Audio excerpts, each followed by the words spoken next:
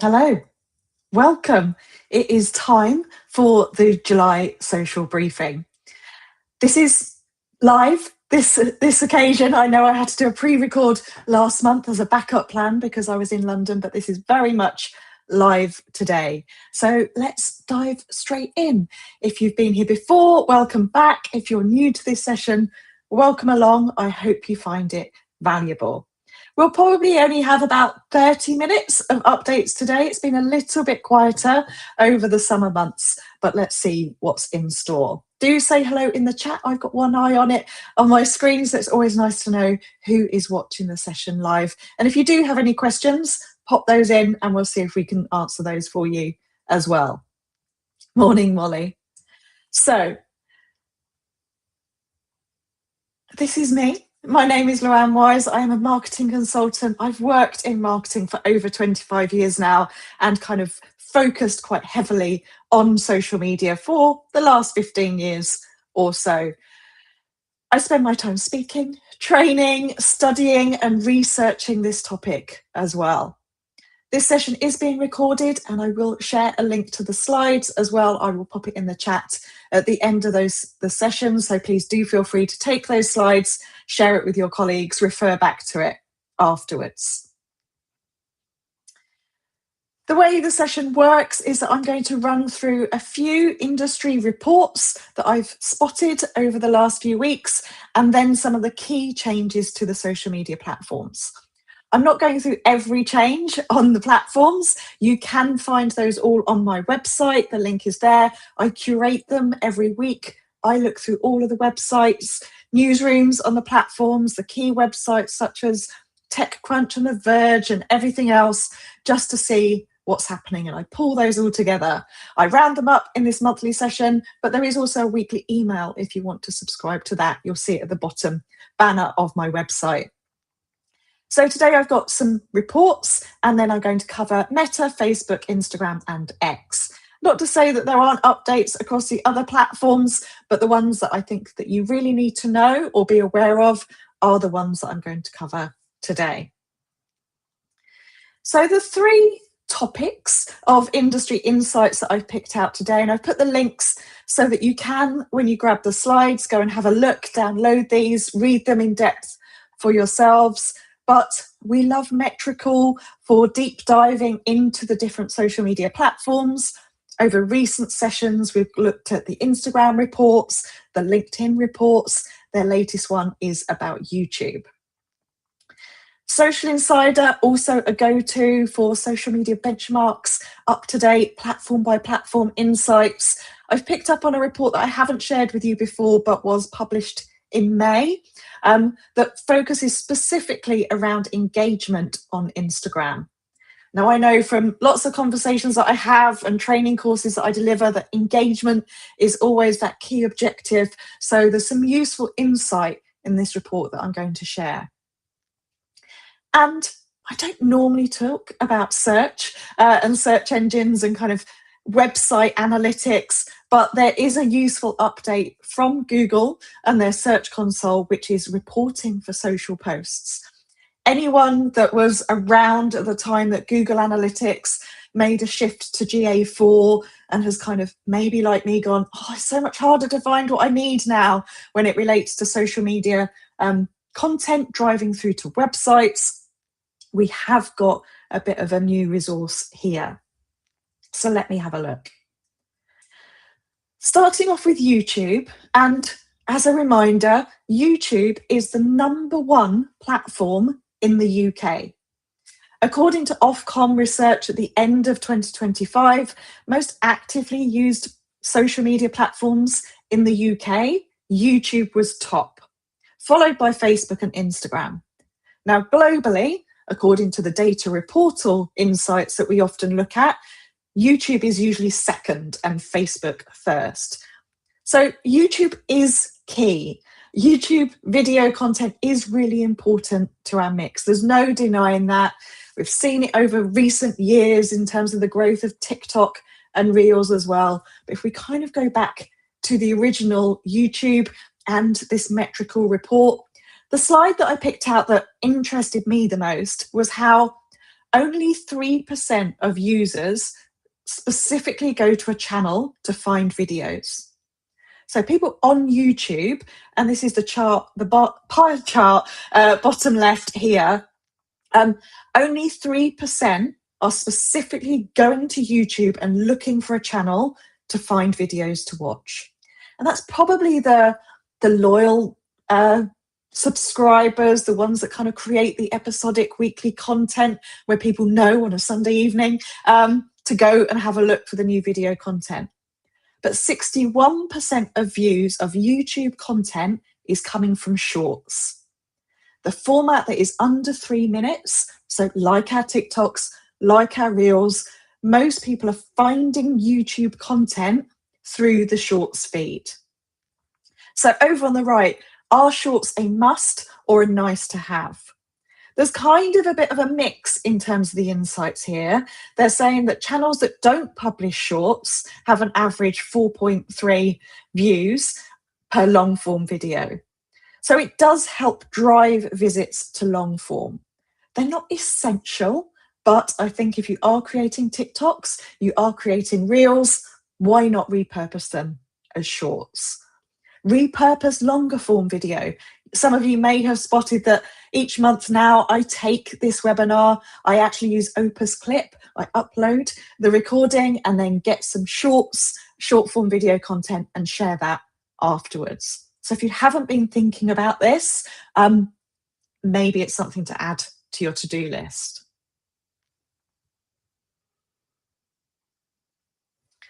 Instagram engagement. We all want engagement. And what's really important to think about is engagement is different.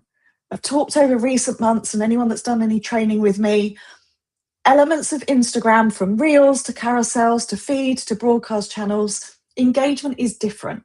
What we're trying to achieve is different, whether it's awareness, whether it's loyalty and nurturing. We need to think quite specifically about our content and what we want it to do. We also know, and this is confirmed in this report from SocialInsider, that engagement on social media has become much more passive. We're scrolling, we're watching, we're not liking and commenting in the same way we did a few years ago. But we are still engaging, we're just not doing it so publicly, we're doing it more privately. And the platforms have noticed this, the platforms have given us data around this in terms of shares and sends and saves. So we need to think about this in terms of what engagement means now. We're not asking people to comment so much. It does still work sometimes. We're not asking people to tag in all of their friends. What we should be thinking about in terms of our calls to action on Instagram content is save this for later. Send this to someone that needs to know, for example. And then overall, looking at our different formats, the report shows that Reels are driving comments and shares. Carousels are driving saves. So different formats for different objectives. Carousels are leading in overall engagement, but Reels are driving the more active interaction through comments. So when you're planning your Instagram content going forward, you need to think about who is it I'm trying to reach and think about the content format. What do I want them to do? And then make your choice between carousels, Reels, single image, etc. And just a reminder, if you add music to your carousel, Instagram treats it as a Reel.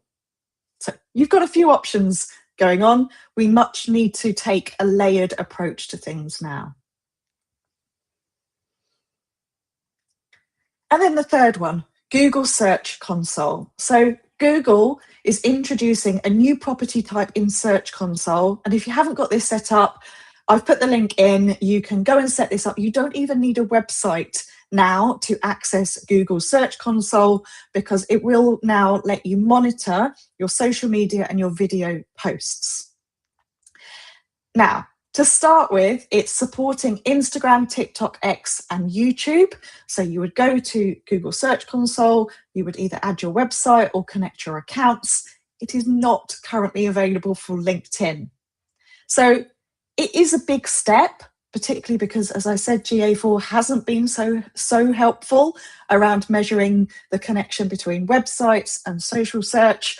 But this is quite a shift, and again, something I think people need to be looking at. Let's look at the platform updates. And I was feeling quite content with myself that I had this slide deck ready a few days ago, thinking nothing else will change. First thing this morning, I see Mark Zuckerberg has done his his quarterly earnings report, which he always posts a transcript on his own Facebook account as to what he shared with his teams, what their focus is, and what's happening going forward. So I added this one in this morning for you. He said we had a strong quarter with 3.6 billion people using at least one of their apps every day.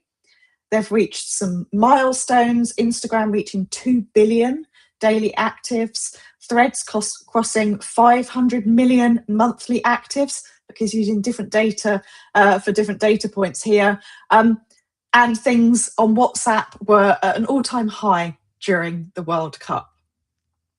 It's quite a long statement that he adds to his own Facebook post, so I had a bit of a read through, and there is a big focus on AI and how they're using AI to develop, and it's the focus of what they're doing and their efforts. And I picked out this quote that I've put on the right here. For ads, we are using LLMs, large language models such as ChatGPT, such as Claude, such as Copilot, to improve how our systems predict and rank the ads that we show. We know that AI is powering everything we see in our feeds now. What he also said is we've expanded the context we can take into account around a person's organic and ads activity to determine the relevance. So it's all about relevance and it's all about context. Now, if you've kept up to date with the LinkedIn changes they announced in their March algorithm update, they also said that they were taking into account context. What is on people's personal profiles on LinkedIn? What are they posting about, as well as engagement? So we're seeing much rounder pictures now driving what we see in our newsfeed. It's not just about what we're engaging with, it's all the information and the signals that we get. So maybe if you have time over the summer, it's about thinking, what are these individual platforms for? How am I using them? Am I presenting my profile in the right way? Am I posting content that fits within a context? The more that we can focus on relevance, the better quality our feeds are going to be. So again, we do see one platform doing something and then shifting over to another. LinkedIn, now Meta, take into account a bigger source of information rather than just the engagement signals. And that potentially ties into the fact that the engagement signals are not so public, that they are more behind the scenes. Maybe they've got some more information for us. So the update from Meta. On Facebook, a few changes, another app. We've been through phases where Meta will kind of merge everything into a single app, then they'll create separate apps. A couple of months ago, they introduced a separate app for groups. They are now introducing a separate app for marketplace called Sellers. Verification, hot topic across social media right now, particularly with the kind of under 16 ban that is going to come into effect next year. Age verification on the platforms, another way of supporting data regulations that the platforms, not just Facebook, are introducing kind of verified and subscription options. This week, Facebook have added a free verification option for individuals. So this is not Meta verified, this is not your page, this is for individuals and it is free. What you would need to do if you wanted to do this, and this is your own choice on this, would be to upload a selfie to identify yourself. What this gives is then a white check mark, so not the blue tick, a white tick, black tick in a white circle, and the insight says that this will be shared across marketplace, groups, and dating. So this is very much about saying that you are a real human versus perhaps a bot and a fake account. Going back to AI, now Meta One is what Mark Zuckerberg is calling their kind of advanced level of AI features, and they are putting some of this behind a paywall. Similar to, I guess, LinkedIn and how LinkedIn Premium has the AI features, Meta, Facebook are doing the same.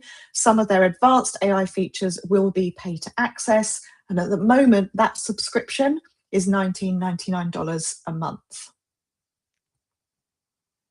Last month, we reported that Facebook had introduced business agents, quite a development, kind of chatbots, useful for customer service. They are now adding some metrics to this so that you can track how well your chatbot is doing. And the metrics available here are the number of conversations that the AI tool is having. Is the conversations, is it about intent to buy? So what are the signals? And then containment rate. Containment rate means basically that the AI chatbot has been able to answer everything and it hasn't needed to be passed over to a human. So this is one of their kind of KPIs. Has the AI answered the question, or did it require an additional layer of human intervention? So something to watch around customer service, an up level, I guess, from things being in Facebook Messenger.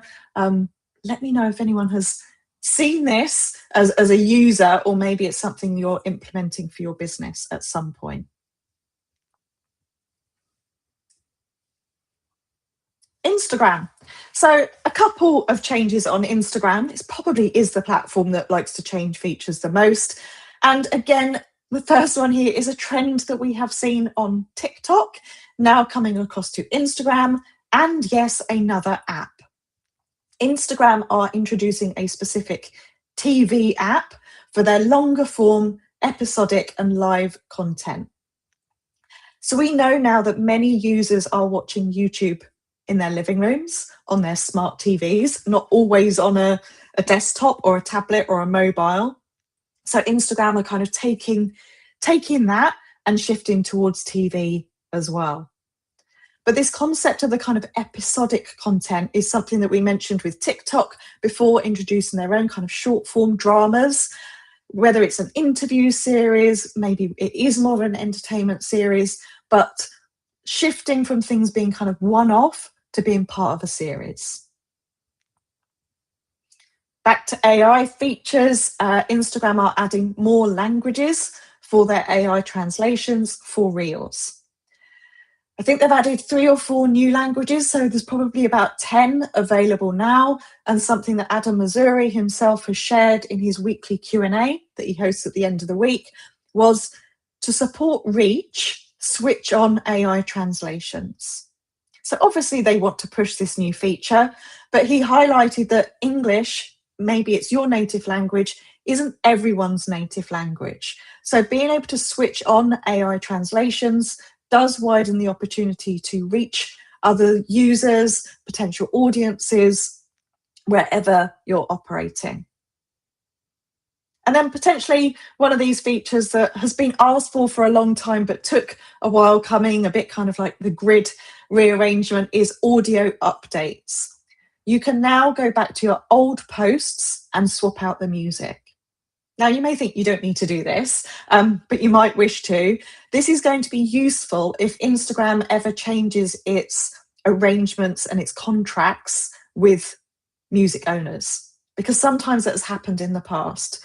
So maybe you do want to check through music on posts.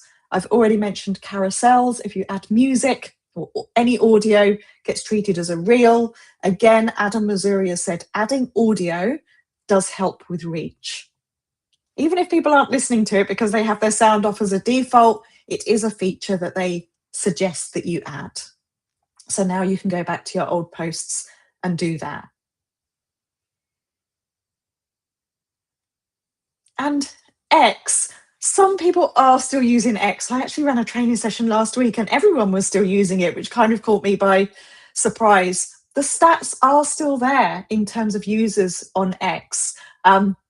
And adding new features. So the screenshots here are from their head of product, who, just like Adam Mosseri at Instagram, is sharing as they go and what they're doing and what they're working on. And some of these changes are around new features and also focusing on the quality of the content on there. So on X, new features announced over the last few weeks is an updated video editor. Elon Musk, a couple of years ago, kind of really said he wants this to be the everything app and focused on video, adding a tab on there, just as LinkedIn did. So video is an option on the platform, and also live stream audio now has been added. Engagement bait detection is the key here. I'll come back to that and read out the screenshot in a second. Grok, the AI tool within X, is adding more insights to Ads Manager. So if you are running ads on X, you're going to get some recommendations in a similar way that you do on X in Campaign Manager. And a new ad feature here, which I think is quite an interesting one, and I think I would like to see this come across other platforms, is that you can boost when you're mentioned. So if someone mentions you on X, you could now boost that post. If you're a premium business subscriber, obviously there's a fee to this, but I imagine if it was testimonials or support or feedback, that could be something that is useful to do. Nice social proof content. Coming back to the engagement bait detection, what they've said is it's things like, I'll follow everyone who replies, or, let me know in the comments what you think with this keyword. A lot of the platforms are focusing on this now, this engagement bait, because some of it is automated with bots, some of it is AI driven, and users are kicking back on this. Users want authentic content. They want authentic interactions. We want the human conversations, and the platforms are really focusing on this. X removed nearly 4,000 accounts last week on this. They found 42,000 accounts that were automating replies using chatbots, and they've removed them. So X users might be reducing if we look at the data, but it's because they are removing the spam. They're removing the bots. They are focusing on more quality content. So maybe we'll see a resurgence in X at some point. I'm not sure, but it is still very much alive and in development. Does anyone have any questions or thoughts on the platform updates I've shared today? I will share the slides in a moment. I have set up all the dates for the autumn, so I will be taking a break in August. There's often not so many updates to share either, so I will be back on the 24th of September. On this link that I'll pop into the chat in the moment, you can register for the September, October, November events, and you can grab all the slides from recent months, go and watch the recordings if you wish to. And before you go, anyone that is a B2B social media marketer, just a reminder that the Social Day B2B Forum is back. It's on the 11th of November in Shoreditch in London. If you've been before, it's a slightly different venue. It is a different venue. It's run by the same people. It's just around the corner. It's a bingo venue versus a ping pong venue. We've had over 100 B2B social media marketers for the past 2 years, and we'd love to see you there. Our speakers this year are System 1, who do some really cool research around advertising effectiveness, and Beth will be there talking about the long and the short of it in terms of video content. We have LinkedIn B2B Institute returning to us. We have Custom Influence, who will be running an interactive influencer workshop so that you can come away with some insights and action plans to work with partners. And we also have Reddit, which I'm very excited to hear from. More time for Q&A, lots of time for networking. The early bird pricing ends tomorrow. So if you do want a ticket at the current lowest prices, then do go to visit the website, socialdaybtb.co.uk. But otherwise, thank you for watching. Have a great summer. If you need to get in touch, email me. I am home in Edinburgh, but on screen, I'll be back in September. Thank you.